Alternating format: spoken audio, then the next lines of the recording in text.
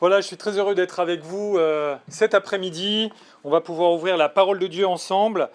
Et c'est vraiment une joie. Avant de commencer, j'aimerais vous communiquer l'affection et les salutations fraternelles donc, de l'Église dont je suis pasteur à Grasse.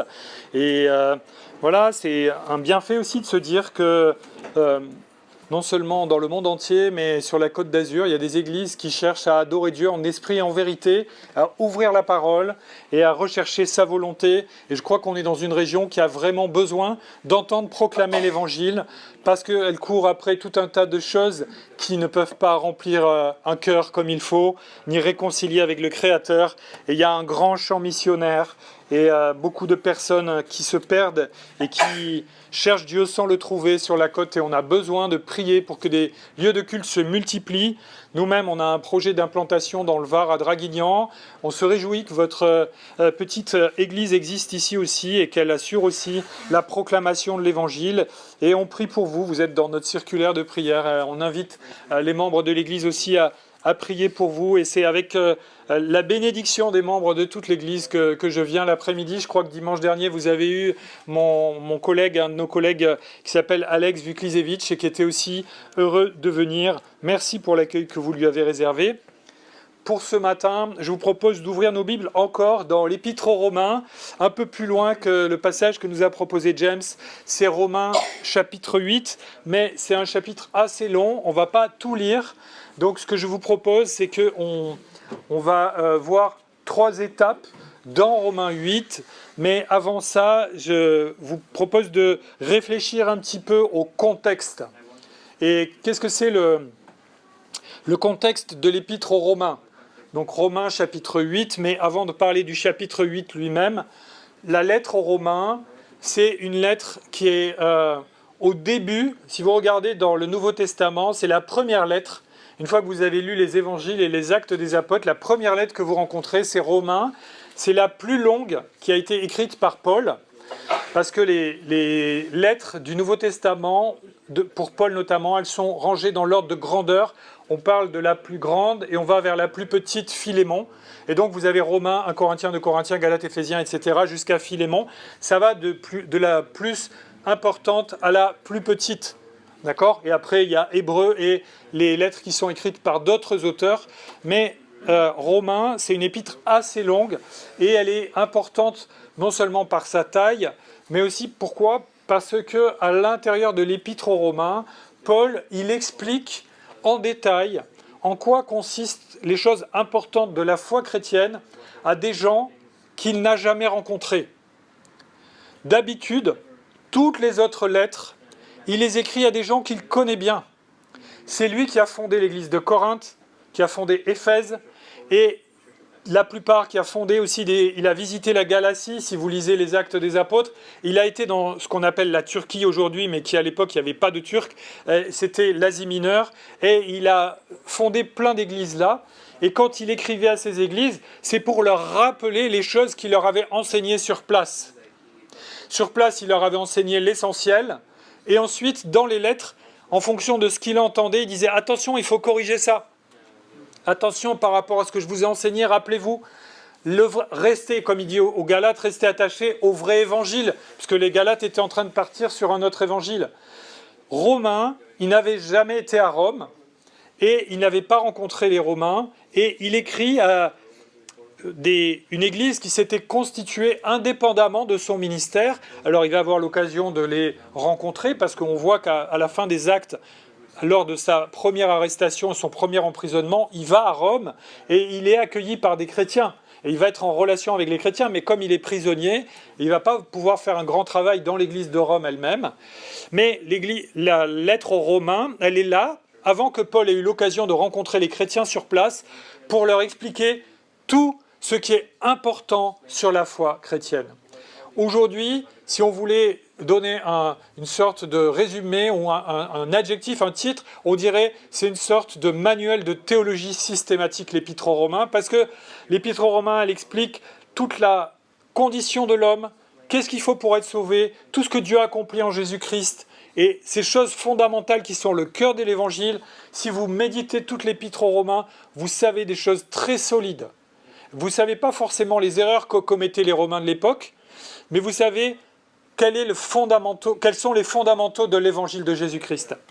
Et donc, voilà, l'épître aux Romains, Paul, il part de zéro. Il dit, les gens dans le monde, en Romains 1, ils sont inexcusables parce qu'en voyant la nature, au lieu d'adorer le Créateur, ils ont adoré les créatures.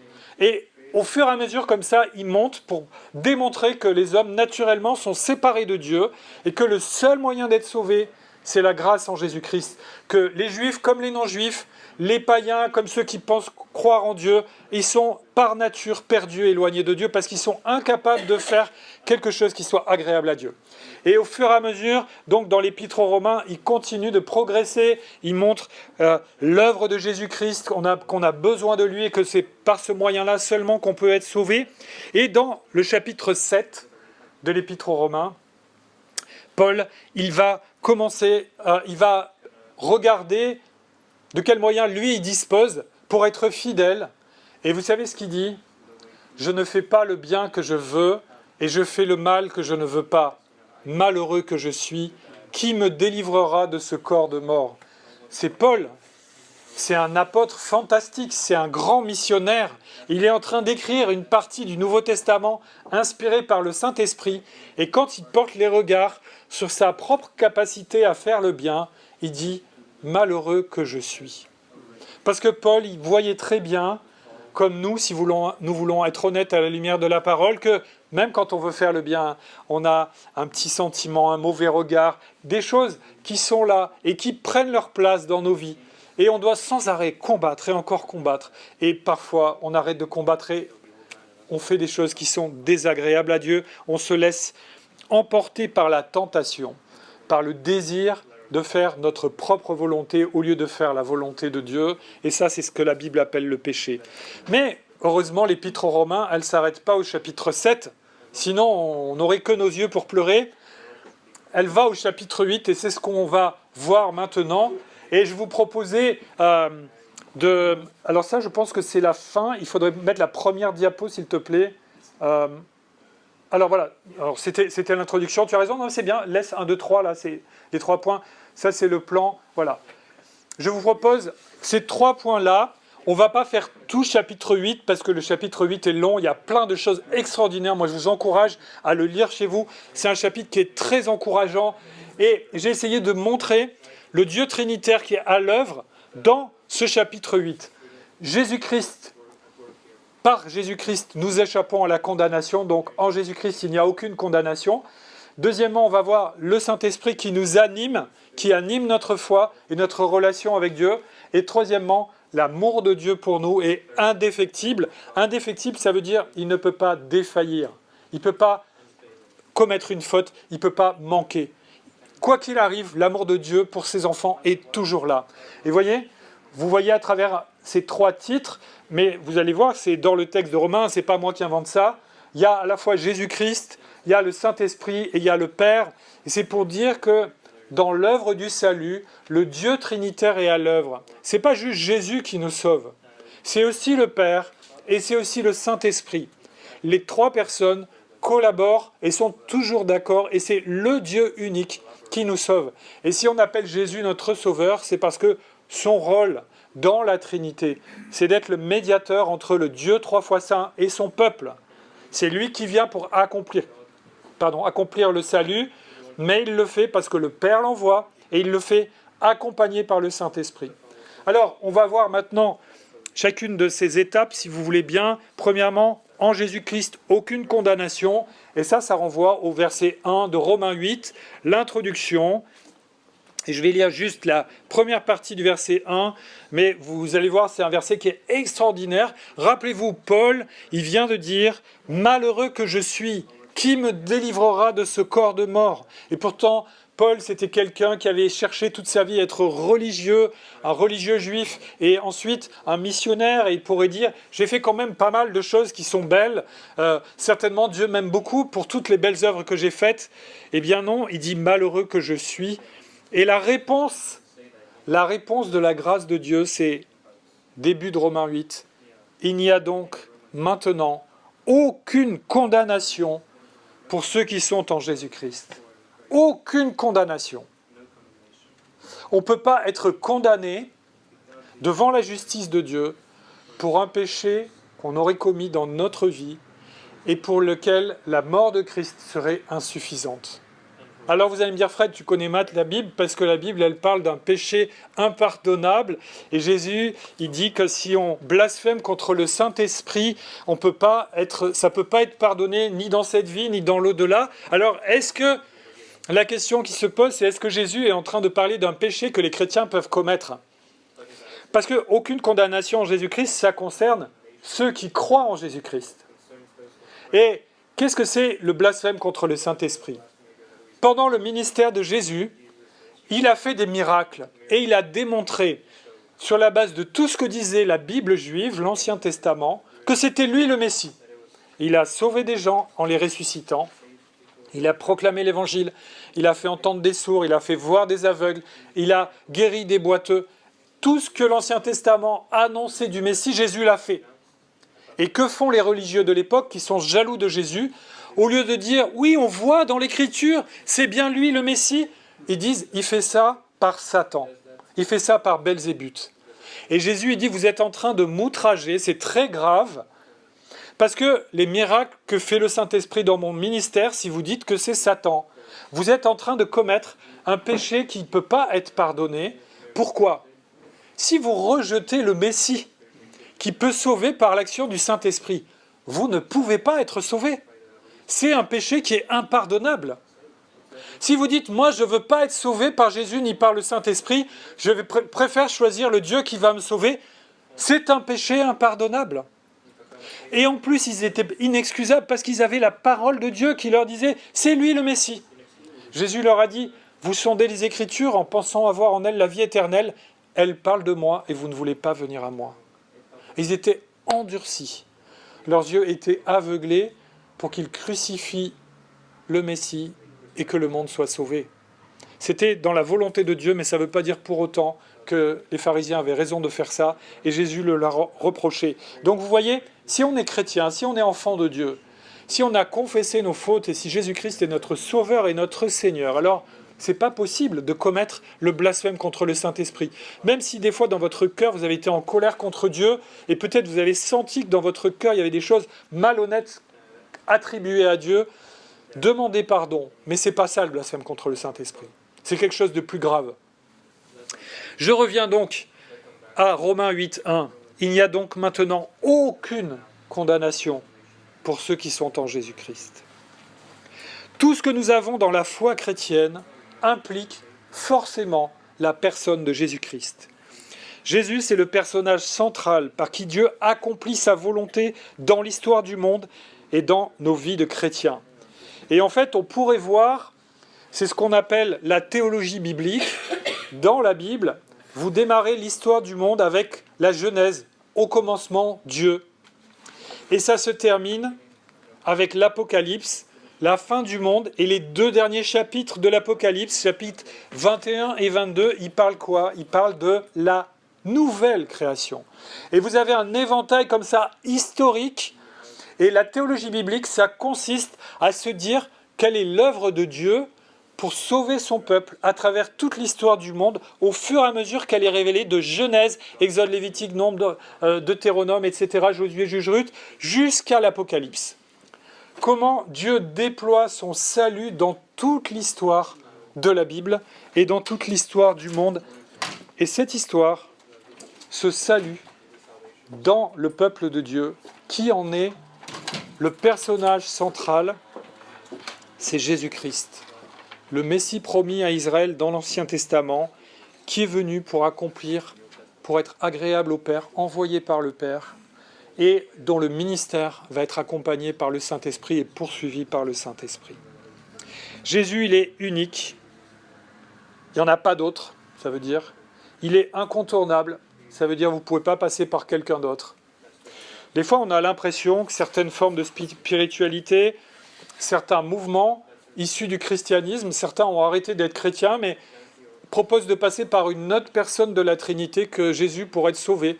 Ce qu'on appelle les unitariens, c'est une terminologie doctrinale pour parler par exemple de ce que croient les témoins de Jéhovah ou de ce que croient les musulmans. Eux, ils croient seulement que Dieu c'est le Père. Et que Jésus c'est pas Dieu et que le Saint-Esprit n'existe pas. Mais c'est pas le Dieu de la Bible ça. Et nous, le Sauveur, c'est celui que Dieu désigne comme le Sauveur. C'est pas celui qu'on a envie, nous, de chercher en disant lequel des trois je vais prendre dans la Trinité pour être sauvé. Qu'est-ce qu'il dit Dieu au baptême de Jésus ? Celui-ci est mon Fils bien-aimé en qui j'ai mis toute mon affection. Et quand Jean-Baptiste le voit passer, il dit « Voici l'agneau de Dieu qui ôte le péché du monde. » C'est lui le Sauveur, il n'y en a pas d'autre. C'est Jésus-Christ. Il est incontournable, on ne peut pas passer par quelqu'un d'autre. Vous ne pouvez pas être sauvé en priant seulement le Père. Vous ne pouvez pas être sauvé en priant seulement le Saint-Esprit. Vous devez passer par la médiation de Christ. Si Jésus n'est pas votre Sauveur et votre Seigneur, vous n'êtes pas chrétien, vous n'êtes pas en règle avec Dieu. Et c'est même ce qui est particulier dans l'histoire des religions. C'est Dieu qui vient et qui se fait un homme. Dans toutes les autres religions, c'est le contraire. Dans toutes les autres religions, c'est l'homme qui veut monter au ciel par ses efforts. Les musulmans, ils veulent faire les 5 piliers de l'islam pour mériter de rentrer dans le paradis d'Allah, mais ils ne sont pas sûrs d'y être. Les bouddhistes, ils veulent pratiquer le bien pour mériter une meilleure réincarnation et arriver dans le nirvana. Et toutes les religions, elles disent on fait le bien, et comme ça, dans l'au-delà, on va mériter une condition meilleure. La Bible, elle dit, c'est pas ça le chemin pour être sauvé. Parce que personne ne peut être sauvé par ses efforts personnels. Nos efforts ne font que nous conduire dans la mauvaise direction, même si on est bien intentionné. Et le seul moyen pour être sauvé, c'est de croire dans celui que Dieu nous envoie pour nous sauver, Jésus-Christ, son Fils bien-aimé, qui a tout accompli. Ça, c'est propre au christianisme. Et quand vous étudiez l'ensemble de l'histoire des religions qui ont existé dans le monde, le christianisme, il est à part. Toutes les autres ont une démarche en disant aux hommes, on essaye de monter au ciel, comme la tour de Babel. Et Dieu dit non, c'est pas possible.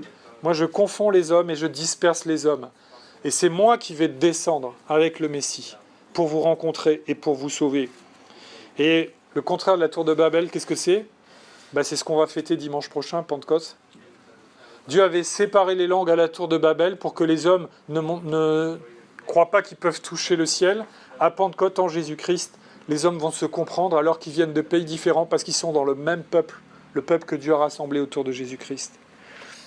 Et vous voyez, c'est touchant de voir, il n'y a donc maintenant aucune condamnation pour ceux qui sont en Jésus-Christ. Ça semble un peu bizarre, hein, être en Jésus-Christ. Comment on peut être en Jésus-Christ ? Peut-être, rappelez-vous, l'image maternelle, alors vous vous rappelez pas, moi non plus, quand on était bébé, notre maman, elle nous tenait dans ses bras et on était dans notre maman un petit peu quand elle nous tenait contre elle, avant qu'elle nous ait portés. D'ailleurs, on était vraiment en elle. Et c'est presque ça, et c'est plus que ça. En même temps, être en Jésus-Christ, ça veut dire se tenir dans la présence de Christ et que Christ nous remplisse et qu'on soit unis à lui. Et qu'il y a beaucoup de versets de la Bible qui disent que tout ce qu'on vit en tant que chrétien, c'est en Jésus-Christ. J'ai compté comme ça avec une concordance, et dans le Nouveau Testament, j'ai trouvé plus de 100 versets qui disent qu'on est quelque chose soit en Christ, soit en Jésus.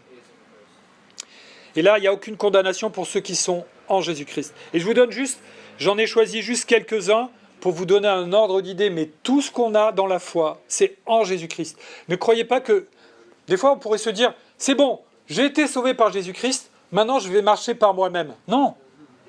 Une fois qu'on est chrétien et qu'on est sauvé, qu'on a été sauvé par le Messie, on marche à la suite du Messie et c'est dans sa présence et dans notre relation avec lui qu'on va grandir dans la foi. Et je vous donne juste quelques exemples. Avoir des principes de vie en Christ, 1 Corinthiens 4. Être mort en Christ, 1 Corinthiens 15. Revivre en Christ, encore 1 Corinthiens 15. Être affermi en Christ, 2 Corinthiens 1. Être une nouvelle créature en Christ, 2 Corinthiens 5. Être pardonné en Christ, Éphésiens 4. Être encouragé en Christ, Philippiens 2. Avoir son cœur tranquillisé en Christ, Philippiens 1. Bien se conduire en Christ, 1 Pierre 3. Et demeurer en Christ, 1 Jean 2. Et j'en ai pris que 10 sur les 100. Et vous voyez, tout ce qu'on est amené à vivre en tant que chrétien, c'est en Jésus-Christ. C'est dans la communion du Fils qui a été envoyé par le Père et qui nous donne le Saint-Esprit. Romains 8.1 tranquillise nos cœurs après l'inquiétude exprimée par Paul. Je n'arrive pas par moi-même à faire le bien que je veux. Qui me délivrera de cette condition humaine ? Grâce soit rendue en Jésus-Christ, c'est possible. Et donc, il n'y a maintenant aucune condamnation pour ceux qui sont en Jésus-Christ. Peut-être que vous êtes découragés des fois en vous disant « Je suis vraiment nul, j'arrive pas. Je voulais faire le bien et je m'étais fixé des projets, un programme, etc. » Et est-ce que vous croyez que Dieu vous aime moins parce que vous n'arrivez pas à être bon ? Non. Dieu nous aime parfaitement en Jésus-Christ. Et ce que le Seigneur veut, c'est qu'on travaille à notre communion avec lui par la foi en Jésus-Christ. Et comme ça, on va progresser. Comme ça, on va grandir dans la foi. Et comme ça, on va être capable de faire des choses dont nous étions incapables par nos propres efforts. Et ça s'appelle la sanctification. Soyons rassurés, jamais la justice de Dieu ne nous condamnera si Jésus-Christ est notre Sauveur et notre Seigneur. Parce que la justice de Dieu, elle a déjà frappé nos péchés sur la croix.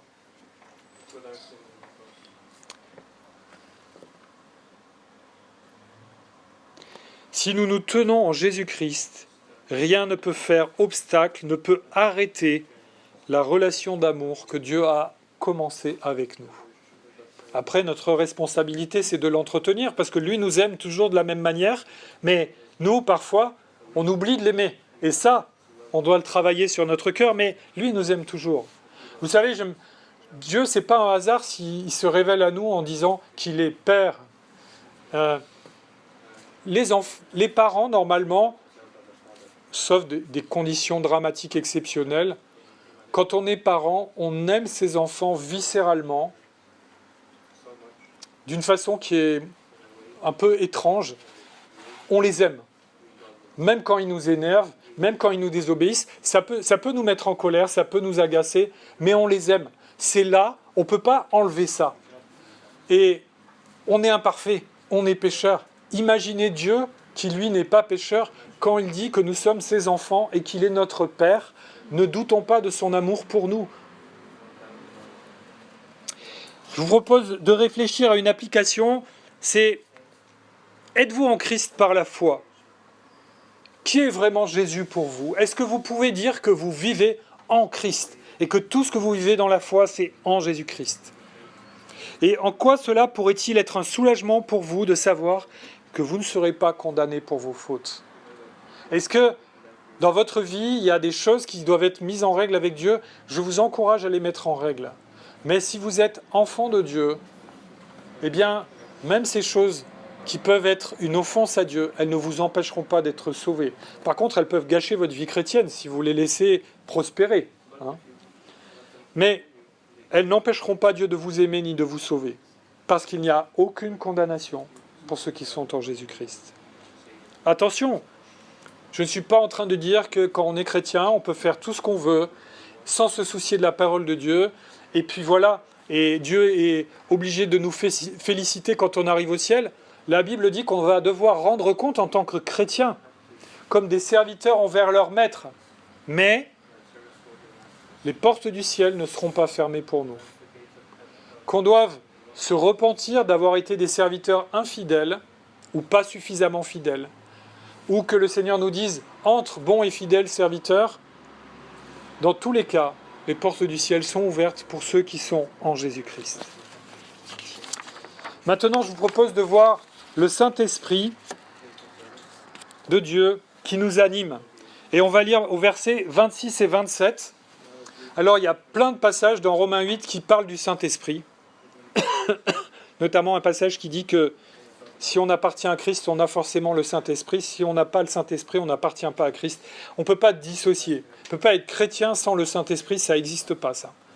Si le Saint-Esprit a touché notre cœur, convaincu de péché, on s'est repenti et Christ est devenu notre Sauveur et notre Seigneur, alors le Saint-Esprit est venu vivre en nous par la foi en Jésus-Christ. Le Seigneur nous l'a donné et il fait de nous ses enfants.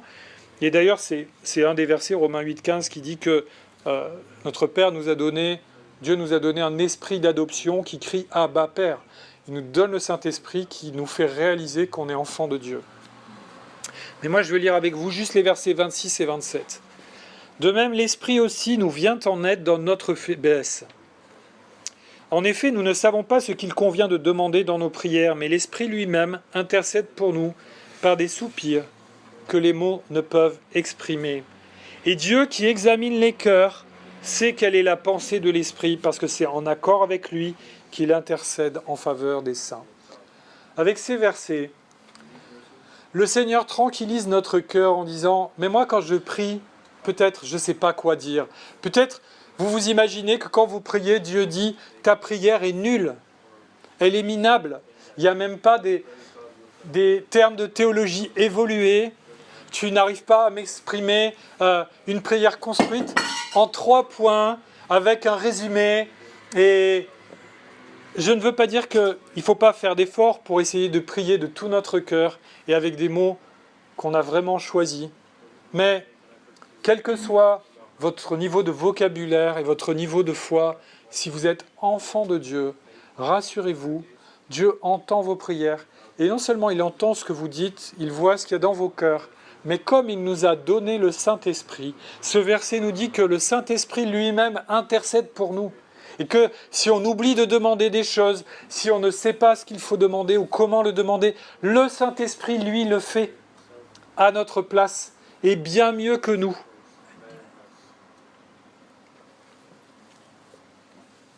Si nous sommes en Jésus-Christ, c'est son Esprit, le Saint-Esprit, qui nous anime. Vous savez, animer, ça veut dire donner la vie. C'est lui qui nous a donné la vie nouvelle. Le Père a envoyé le Fils pour nous sauver, il nous a aimés avant la fondation du monde. Le Fils a tout accompli pour qu'on soit sauvé. Mais si on arrêtait là, personne ne serait sauvé. Il manque le lien entre ce salut accompli et le salut appliqué à nos vies, à chacune de nos vies. Et qui fait ça ? Le Saint-Esprit. Le salut appliqué à la vie des croyants, c'est l'œuvre du Saint-Esprit. Quand on dit qu'on est en Christ, c'est parce qu'on a le Saint-Esprit en nous qui nous fait comprendre la parole et qui nous fait grandir dans la foi en Jésus-Christ. Et quand on dit Jésus est dans notre cœur, c'est pas faux de dire ça, mais c'est parce qu'il nous a donné son esprit, c'est l'Esprit de Christ qui est en nous. Et dans la Bible, Saint-Esprit, Esprit de Dieu, Esprit de Christ, c'est la même personne. C'est la 3e personne de la Trinité, c'est Dieu Tout-Puissant, qui vient dans la vie du chrétien pour animer sa vie d'enfant de Dieu.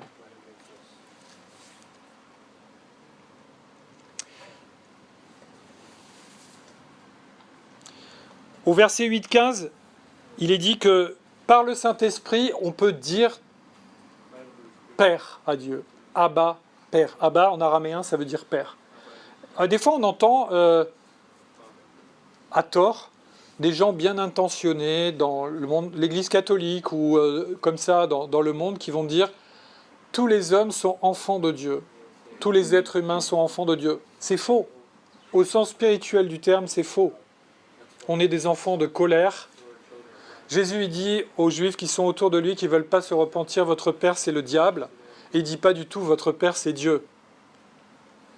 Si on ne se repent pas, on est sous l'influence du diable.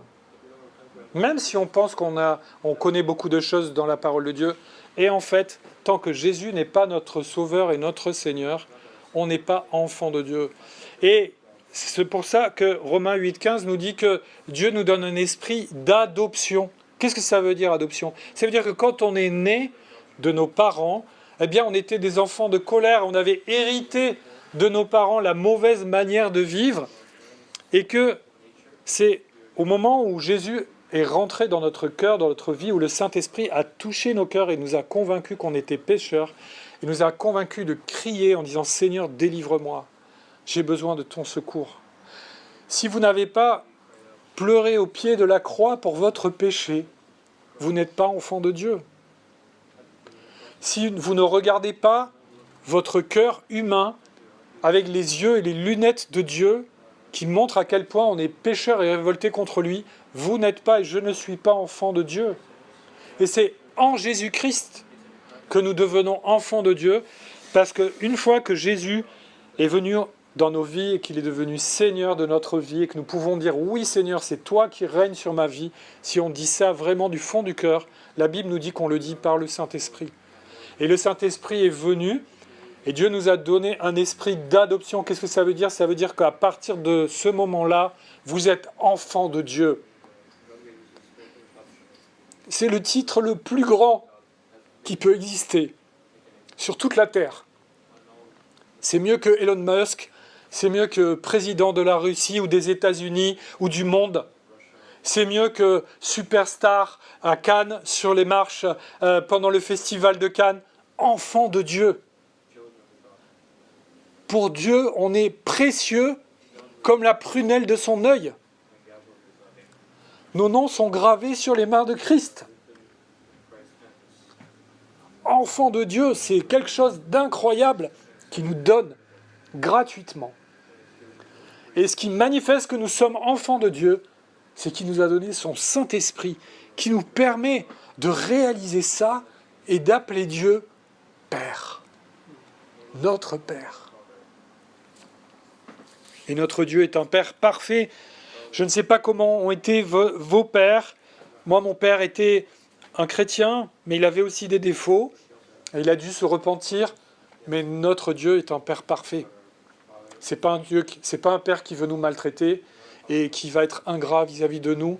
Et il nous a déjà donné beaucoup et il va nous donner encore plus. Il va nous faire hériter de la nouvelle création et du royaume de Dieu à côté de notre grand frère qui est mort sur la croix à notre place, qui lui n'est pas un enfant adopté, c'est le Fils de Dieu, réellement, par nature. Vous vous rendez compte, on rentre dans la famille de Dieu et on a son esprit. Et c'est le Saint-Esprit qui nous transforme en profondeur, qui nous aide, qui nous permet de comprendre la parole de Dieu et qui aussi va intercéder auprès de Dieu. Et Dieu, quand il nous voit, il entend le Saint-Esprit et il voit à travers le sang de Christ que nos péchés sont effacés et il voit un enfant qu'il aime et pas un pécheur qui mérite d'être puni. Et si parfois les enfants méritent d'être punis, c'est pas de la même manière que les pécheurs. Quand je punis mes enfants, c'est pas pour les tuer ou pour les jeter en enfer loin de moi. C'est pour les redresser et les aider à progresser. Si Dieu, de temps en temps, nous reprend, c'est pas pour nous humilier, nous écraser et nous détruire. C'est parce qu'il nous aime et qu'il veut nous faire progresser. Avez-vous conscience d'être habité par le Saint-Esprit si vous avez foi en Jésus ? Et en quoi cela influence-t-il votre vie quotidienne ? Est-ce qu'à n'importe quel moment de votre semaine, vous pouvez dire « Je peux faire ça sans problème en sachant que j'ai le Saint-Esprit en moi ». Et il y a des fois, j'ai un petit peu honte de ce que j'ai fait, alors que le Saint-Esprit est en moi et que je suis en train de m'énerver parce que cette personne m'a fait une queue de poisson et que je me mets à parler latin dans ma voiture. Ça n'honore pas vraiment le Seigneur. Est-ce que parfois il y a des pensées, de la convoitise, de la médisance, de l'orgueil, des choses qui n'honorent pas le Seigneur ? On ne peut pas perdre le Saint-Esprit, mais on peut l'attrister. Et on doit demander pardon. Mais le Seigneur nous aime quand même.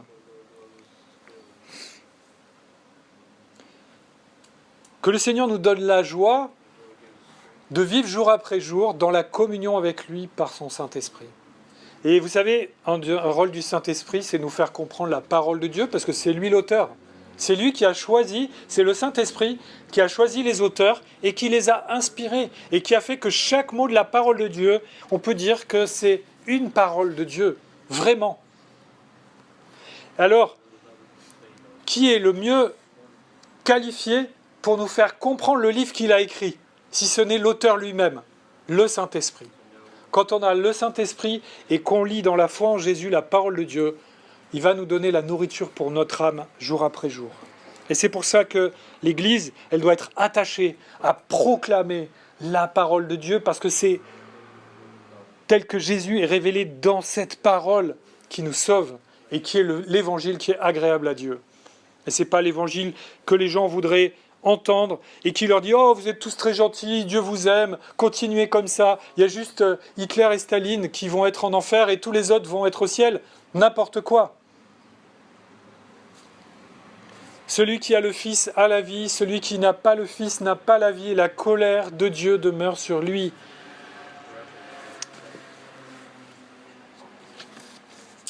Troisième et dernier point, l'amour de Dieu pour nous est indéfectible.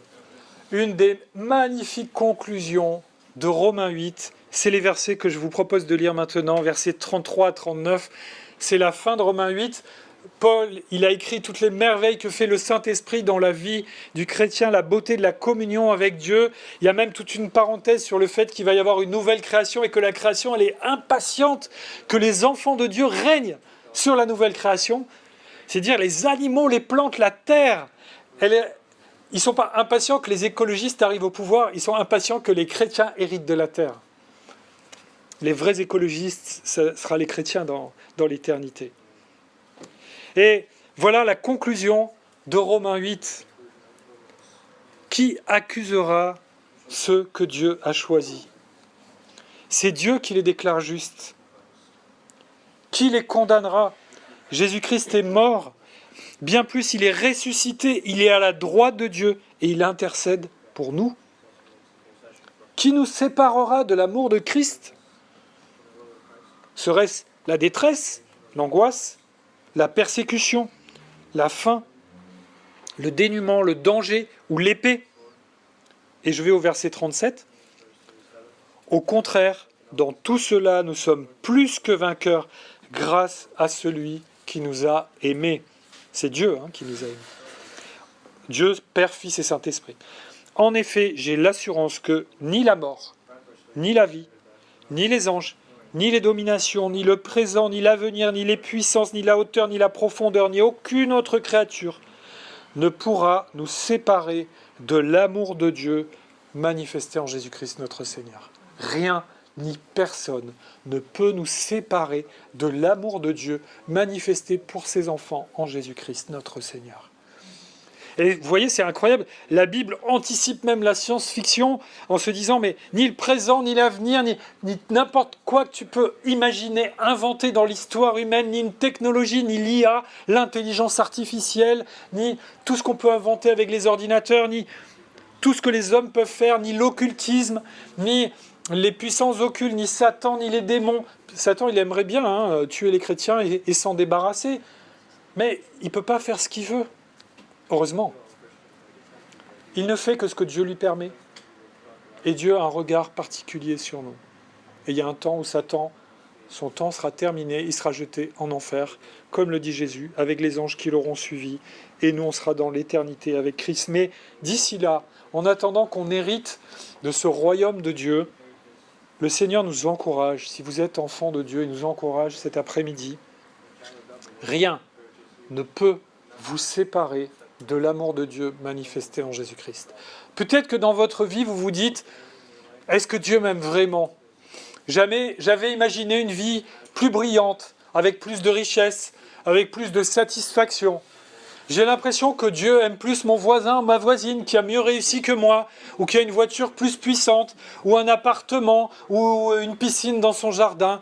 Et des fois, on se compare en se disant, Dieu m'aime moins. Comme des fois les enfants font dans les familles. Et c'est triste. En tant que parents, on devrait toujours donner le signal à nos enfants qu'on les aime de la même manière, mais des fois les enfants dans leur tête, ils s'imaginent qu'ils sont moins aimés que d'autres. Et parfois dans la cour de l'école, c'est ça aussi. Il y a les chouchous de la maîtresse et puis il y a ceux qui se font toujours punir. Et des fois on a cette relation avec Dieu. Est-ce que vous pensez que Dieu vous aime moins? Que vous aime moins que les autres enfants? Dieu vous aime comme son Fils. À travers le sang de la croix, il vous attribue les vertus de Jésus-Christ.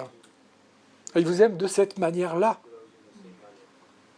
C'est pas possible d'aimer plus que ça.